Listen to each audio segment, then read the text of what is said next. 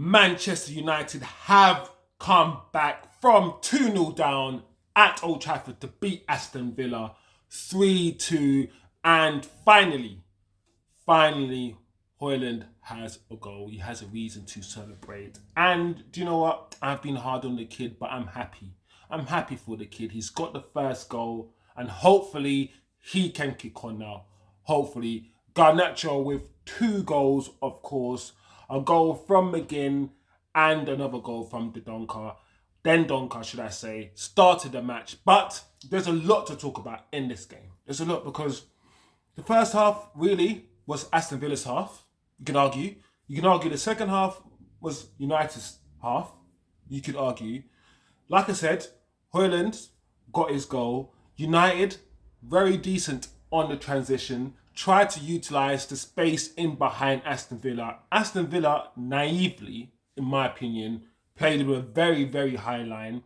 I don't know why, because most teams, when they are successful against United, they are usually sitting back with low blocks. Why Villa decided to come and play that way, I do not know, but it played in United's hand eventually. Eventually, because in the first half, there were spaces in behind, but we did not execute it properly. We did not ever play the pass. We saw the pass a bit too late, so on and so forth. Or when we actually got the pass, Rashford, Garnacho, we chose the wrong decisions. We made the wrong decisions, made the wrong passes. But in the second half, it clicked. And to be fair, I don't even think Aston Villa looked like scoring in the second half. But there's a lot to talk about. Like I said, no, the ball's over the top. The high line. Villa are supposed to be a Premier League title contenders, and I don't want to judge a team just after one game or one half of football. But to be 2-0 up, I think Villa bottled it today. But I'm happy as a United fan that United won. Of course I am. But like I said, Villa for me bottled it, and there is a lot to talk about. I do not think the manager is safe. So this is not going to be a video where we talk about the manager being safe for the next few years. I do not think so. But for now, he is, in my opinion. So let's talk about it, guys. Let's talk about the game. As usual, we say what we see, not how we feel. We try our best to eliminate bias, and we just observe the game and we talk about it. So grab yourself a drink. As usual, Merry Christmas, people. Grab yourself your smoke, whatever you're doing. Let's have a talk about the game. Let's analyze what we saw. So, welcome, guys. As I said before, the lineup for me, seeing Garnacho on the right and Rashford on the left is very interesting. It seems as if he wants Hojlund to get more involved. I said many times, if we want to feed a striker, we have to play with fullbacks who want to feed the striker. Wingers, forward players, should I say. A lot of the forwards we have want to cut in and want to shoot. Very selfish-minded. Hence why Martial works. Martial works up front the last few seasons because Martial's not selfish, and reason why Rashford began 18 goals, especially the season where Martial played up front with Greenwood and Rashford on the Ollie, is because Martial's unselfish. He drops deep, he brings others into play, and he facilitates. He's like a Firmino. He facilitates for the forwards who are going to score. However, he won't get too many goals himself because these guys are not looking to pass. Forward now, we got Hojlund in the same position. Hojlund can't really hold the ball up and bring others into play like Martial can. He has more of a physical... He's more physical than Martial, but at the same time, I do see Hojlund on the floor a lot more than Martial ever was. But if you've got a player like Hojlund, you need forwards who want to pass him the ball, who want to cross the ball in, who want to facilitate for him rather than he facilitates for them, because Hojlund is not a facilitator. He's not going to drop deep and bring others into play and get loads of assists like Martial. That's not his game. He is an out-and-out. To me, it seems like someone who wants to run in and just shoot. He's a striker, right? So, to see the lineup that I saw, the forward lineup that I saw, I mean, there's a lot of things that I do not understand the manager. When I don't understand some of his formations, the 3-1-6, the high press thing that he's trying to do, high transition football that he's trying to do. Some of these choices, some of his signings, I mean, we can talk about this all day. The best thing I can say is the fact that Varane is now playing, I'm happy because he's our best natural defender that we have. And the way that he's been treated by our manager has been appallingly, in my opinion. Aaron and Dalot as fullbacks, I understand why he's chosen them because they have, for me, the pace. I think Shaws might be injured anyway, but they have the pace to play in that position. And, you know, I trust Dalot over Reguilon anyway. So fullback position's fine. I got no qualms over. Eriksen, I think he needed to play today. I did think at the end of the previous season that Eriksen's legs were going, or in my opinion, might have been gone. His legs, he can't handle the fast-paced pace and power of this league anymore. But if we dominate possession or monopolize possession and we're not on the back foot all the time, then of course his inefficiencies or deficiencies, should I say, aren't so obvious. So Manu, I'm happy that Manu's playing. I want to see what the kid has. He's very composed on the ball. And Bruno's Bruno. I've said a lot about Bruno. Bruno is like Marmite. You either love or hate him. I think we need to learn how to play without Bruno because I think the next stage, if he really wants to be successful, he needs to start phasing people like Bruno and Rashford out the team because they've been here especially Rashford, been here for a while. But, you know, that's the lineup. That's how I see the lineup. I would have made changes. I would, you know, maybe not have started Rashford on the left. Maybe switch Rashford and Garnacho, potentially. But it is what it is. Now, let's talk about the game. Let's talk about the actual game. Now, the first 10 minutes, as I like to see it, or as I like to say it, the first 10 minutes, Aston Villa, for me, were more composed on the ball. They settled a lot quicker than Man United did. And usually, United start really quickly. We try to start quickly, but Aston Villa, they were very aggressive in the tackle. Hojlund's initial touches when he tried to hold the ball up weren't that good. I've said this many times, he doesn't really hold the ball up well. He gets thrown around on the ground a lot, in my opinion, more than other strikers.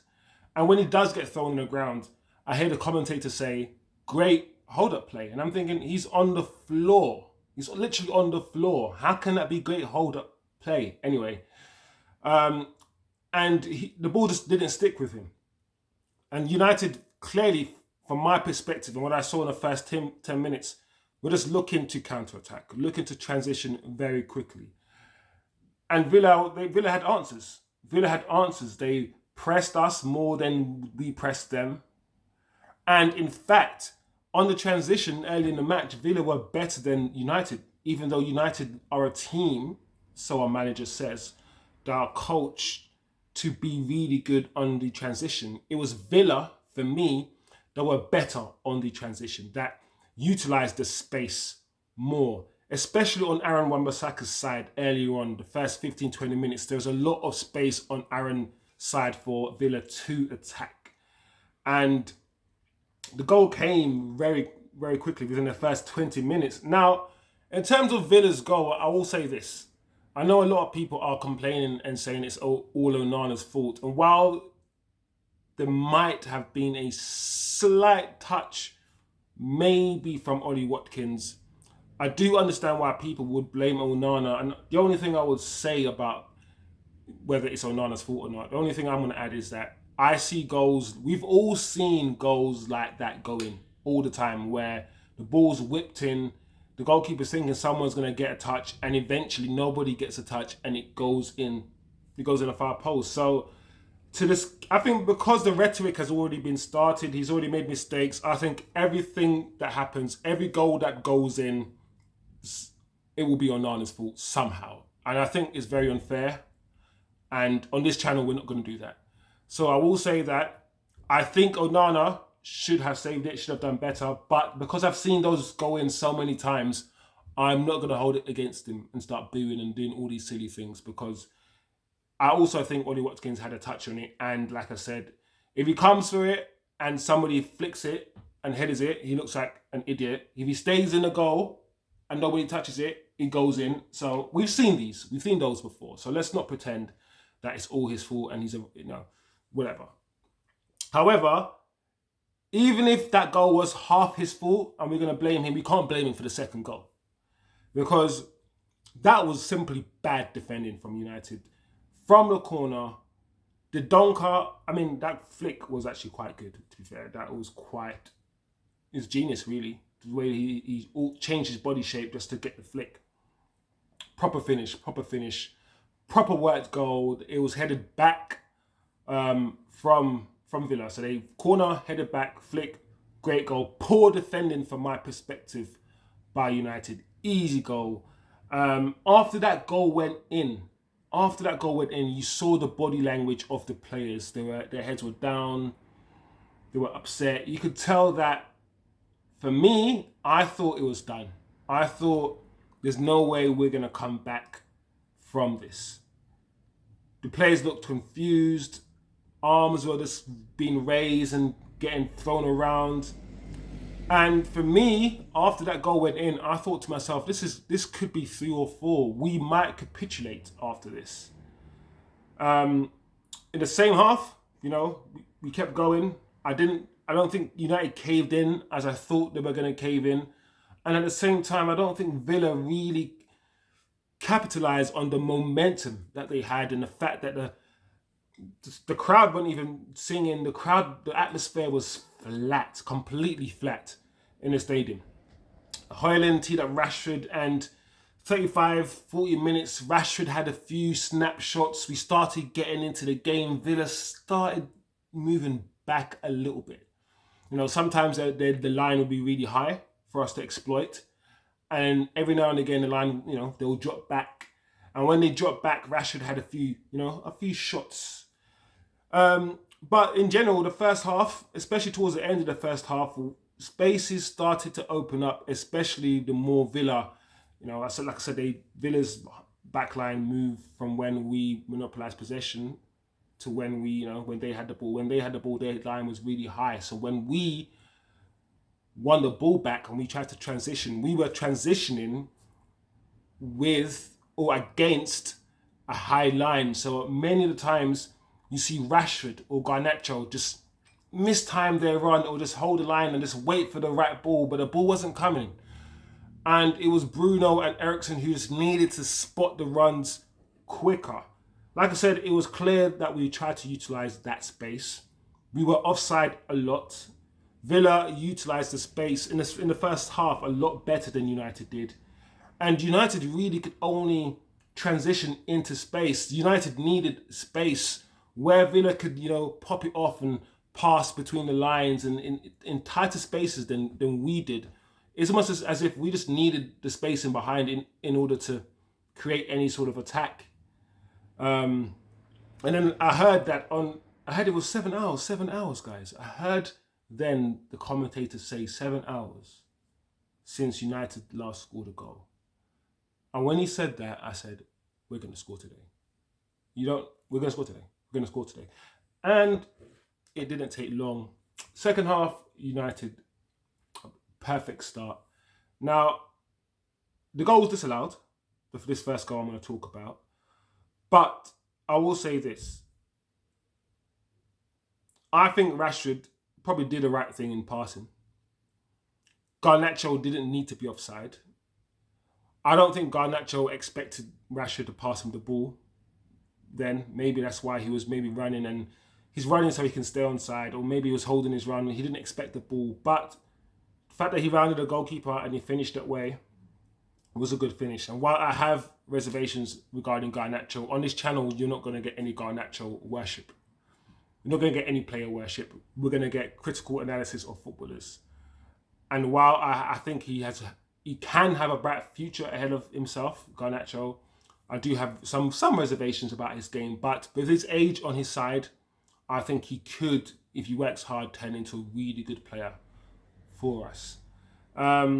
So that goal was disallowed. We didn't see the line straight away. But for me, the reason why I also want to talk about that goal is because the move before that goal was a really good move. And that goal sort of prove my point in the fact that if we just had better quality, more composure in our forward passes, there is space in behind the lines for us to exploit, because this Villa team were playing with such a high line, and that disallowed goal, when I saw that, I was like, yeah, we're going to score properly, because Villa, I don't know what it is, they're not learning.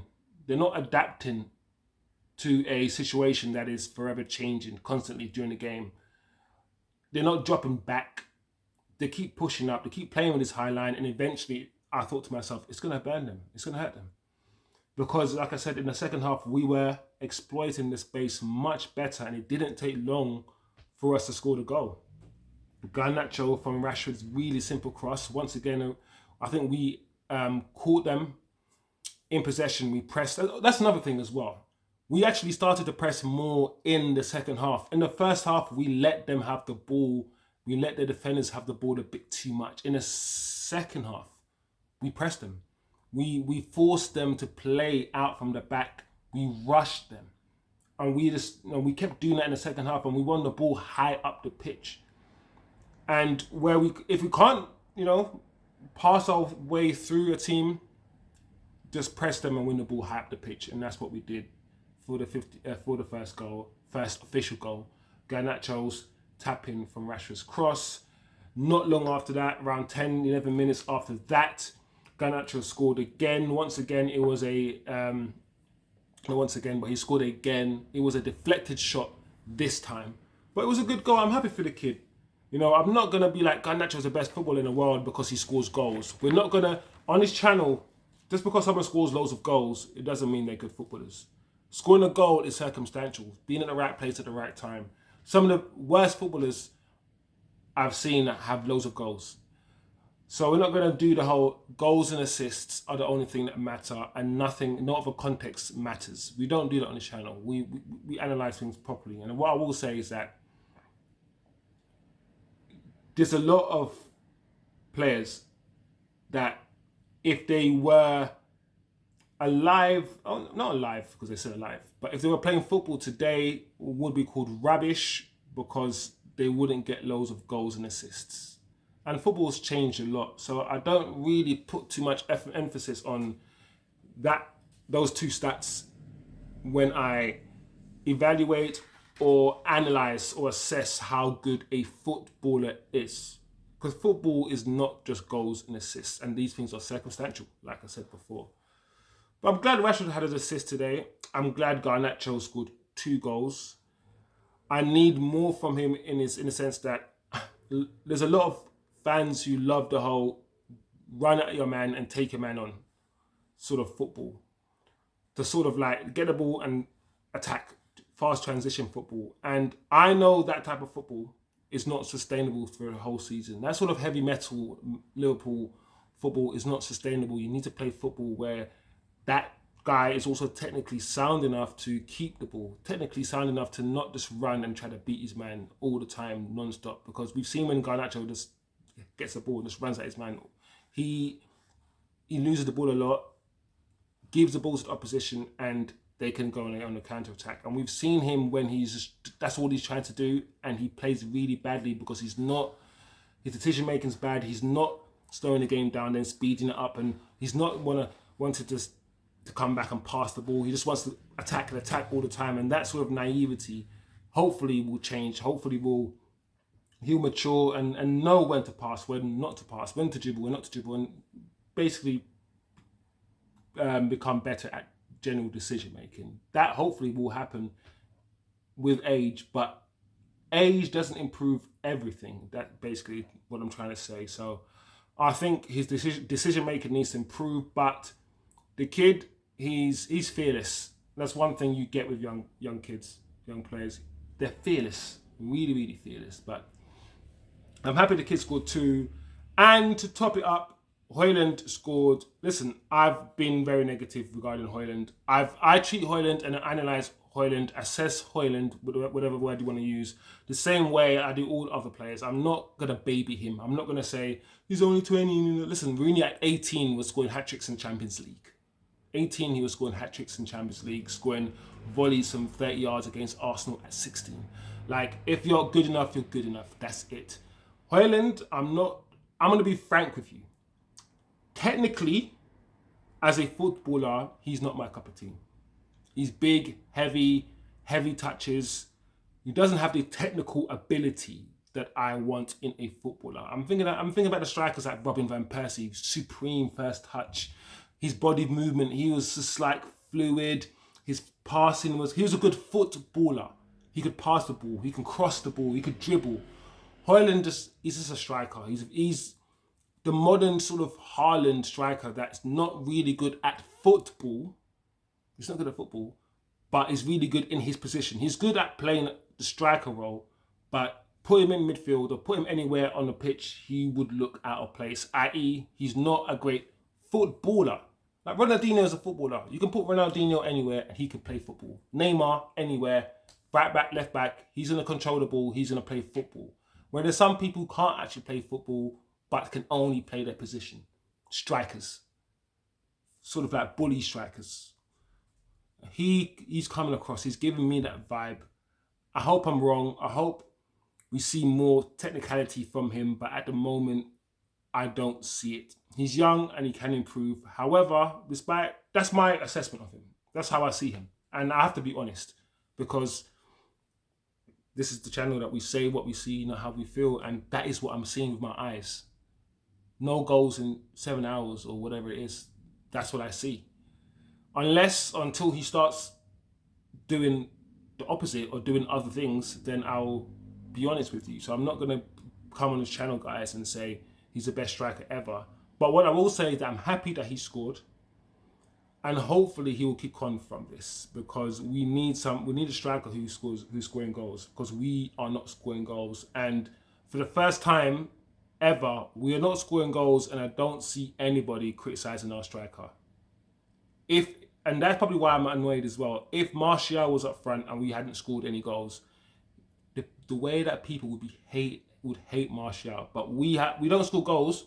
We play with Hojlund all the time, and nobody's criticizing this guy. Yeah. On this channel, we hold everyone to account, and we don't hold back, and we don't choose sides, and we're fair. We are fair as much as possible. If I sound biased, pull me up on my bias, and I will approach whatever criticism you have of me in a logical way. But I'm happy for the kid. Like I said, we need a striker who scores goals, and we need to start finding some form somewhere. So, yeah, good volley. I think it was a corner. McGinn, I think it deflected off McGinn and fell perfectly to Hojlund. So you could argue he was lucky in a way. He didn't have to do much, but the volley was good. Left foot, I think he shinned it as well, but it was a nice volley. Hit the post, went in. The emotion the kid had, it was, at the end of the day, I'm happy for the kid. He's only 20 years old, and I just hope, like I said, he kicks on. United, I think, won the second half 3-0 because, you know what? They closed Villa down. First half, United didn't do it, but second half, Villa looked like they couldn't breathe. They looked out of luck. They looked out of ideas. And this team, like I said, is a team that many are saying that are going to finish top 4. And I'm thinking to myself, United didn't even play that well today, and we still managed to claw back from a 2-0 scoreline. And I'm thinking, this Villa team, is it that good? I don't know. I don't think it is. And I honestly believe, and like I said before in my other videos, when I spoke about the manager, I kind of think if we had a better manager, we will be in a better position, because United do not play good football. We do not play good football, and I've said this many times. And that's just managing. That's the manager and the coaches. The manager spent £400 million. He's got given his players, and this is the football. We get outplayed at home by Villa, and it's not good enough. It's not good enough. I'm happy we won. It's a good Christmas present for United fans, but we analyse performances, not results. And the performance today at home, especially in the first half, was not good enough. Second half improved. We got better. I'm happy for the goal scorers. I'm happy for the kids. And hopefully, onwards and upwards. Hopefully we can salvage some parts of the season, what's left of it, and finish in the top 4. Hopefully. A lot of things are happening. Radcliffe is doing his thing now. Changes are being made above board and directors and all these things. A lot of things are moving. So hopefully, if everything comes into play, everything is what we are promised, we get director of football, we get all these things, the structure changes, hopefully we can see those, hopefully those changes will lead to changes on the football pitch. That's my hope. Anyway, thank you guys for listening. Thank you guys for watching. Hope you've enjoyed the reaction. Hope it wasn't too long. Let me know what you thought of the game. Leave your comments below. How good were Villa? How rubbish were Villa? Did Villa throw it away, or were United just really good? Mixture of both. Give me some nuance if you think it was a mixture of everything. Who was your man in the match? Guys, let me know. My man in the match was... I'm going to give it to... I was going to give it to Garnacho, but I'm going to give it to Evans. I'm going to give it to Johnny Evans. Johnny Evans is my man in the match. Who was your man in the match? Let me know. If anything, enjoy your week, enjoy your weekend, enjoy your day, enjoy the new year, guys. If I don't see you, lots of love. Like, share, subscribe. As usual, hope you've had a good drink. Hope you've had a good chill. Leave your comments below, man. Give me some knowledge. Let me know how you thought of the game, what you thought of the game. Anyway, thank you guys for joining. And yeah, lots of love. Peace out.